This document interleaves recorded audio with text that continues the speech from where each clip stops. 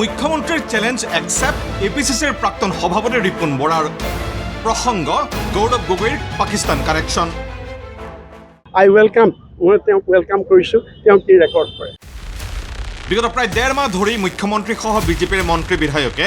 গৌৰৱ গগৈক কৰি অহা বহু প্ৰশ্নৰ উত্তৰ সংবাদমেলৰ জৰিয়তে আগবঢ়াইছিল এপিচিচিৰ প্ৰাক্তন সভাপতি ৰিপুন বৰাই আৰু গৌৰৱ গগৈক এক প্ৰকাৰ ৰক্ষণাবেক্ষণ দিবলৈ গৈ ৰিপুন বৰাই কোৱা কথাটোকেই অস্ত্ৰ হিচাপে লৈ মুখ্যমন্ত্ৰীৰ পুনৰ সামাজিক মাধ্যমত আক্ৰমণ সামাজিক মাধ্যমত মুখ্যমন্ত্ৰীয়ে দেখিছে কালি কংগ্ৰেছৰ জ্যেষ্ঠ নেতা ৰিপুন বৰা ডাঙৰীয়াই এটা চাঞ্চল্যকৰ মন্তব্য প্ৰদান কৰে তেওঁ স্বীকাৰ কৰে যে মাননীয় সাংসদ শ্ৰী গৌৰৱ গগৈ ডাঙৰীয়াৰ ব্ৰিটিছ পত্নী আচলতে পাকিস্তান চৰকাৰৰ পেৰোলত আছিল যদি এই বিষয়টি সঁচা হয় তেন্তে ভাৰতৰ ৰাষ্ট্ৰীয় নিৰাপত্তাক লৈ ই অতি গুৰুতৰ আৰু চিন্তনীয় প্ৰশ্নৰ উত্থাপন কৰিছে শত্ৰু ৰাষ্ট্ৰৰ সৈতে জড়িত কোনো ব্যক্তিৰ অবিৰত উপস্থিতি তাকো সংসদৰ সদস্যৰ নিকটতম পাৰিবাৰিক মহলত ইয়ে ভাৰতৰ সংস্থাসমূহৰ অখণ্ডতাৰ প্ৰতি এক গুৰুতৰ ভাবুকি সৃষ্টি কৰিছে এই চাঞ্চল্যকৰ তথ্যৰ বিষয়ে আমি আগতে অৱগত নাছিলোঁ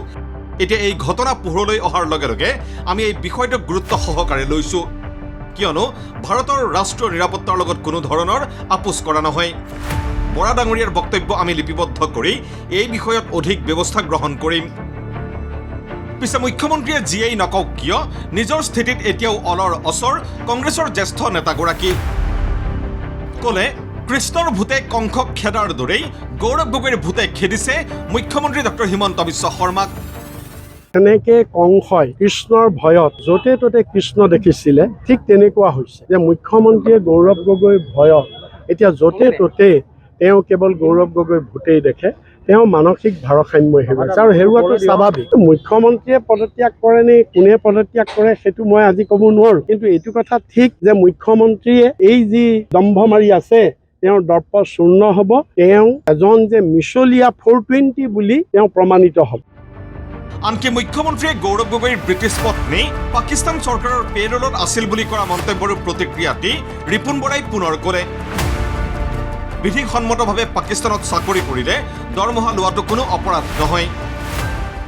ল অফ দি কাণ্ট্ৰি যদি আইনসংগতভাৱে যদি তাত তেওঁ চাকৰি কৰি দৰমহা লৈছে সেইটো কোনো তাত ক'বলগীয়া একো নাই কিয় যে ভাৰতৰ বহুত মানুহ পাকিস্তানত চাকৰি বাকৰি কৰি আছে তেওঁ হৈছে ডাইভাৰ্চন পলিটিক্স মই যে কালি প্ৰেছ কনফাৰেন্সত 4টা চেপ্টাৰত প্ৰশ্ন সুধিলোঁ তাৰতো তেওঁ এটা উত্তৰ দিব নোৱাৰিলে তেওঁ হিম্মত আছে বুলি তেওঁ সেইবিলাকৰ উত্তৰ দিয়ক তেওঁ এইটো উত্তৰ দিয়ক গৌৰৱ গগৈ আৰু এলিজাবেথৰ ফটো পাৰ্লিয়ামেণ্টৰ সন্মুখৰ ফটো আটাৰী বৰ্ডাৰত নি তেওঁ কিয় এডিট কৰিছিল তাৰ জবাবটো তেওঁ দিয়কচোন তেওঁ সেইটোতো দিব পৰা নাই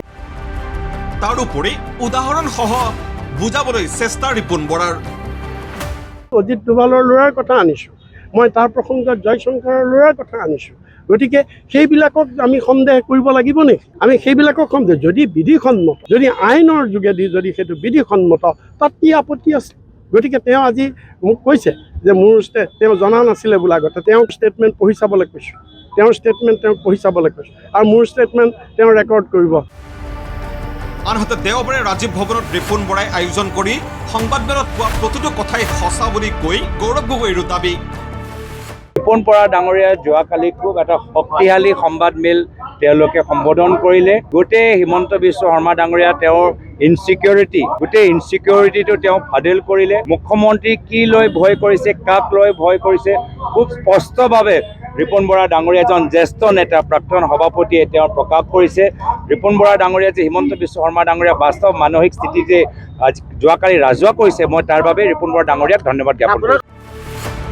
এইদৰেই নিতৌ গৌৰৱ গগৈৰ পাকিস্তান কানেকশ্যনক লৈ শাসক বিৰোধীৰ মাজত অব্যাহত আছে যুক্তিযুদ্ধ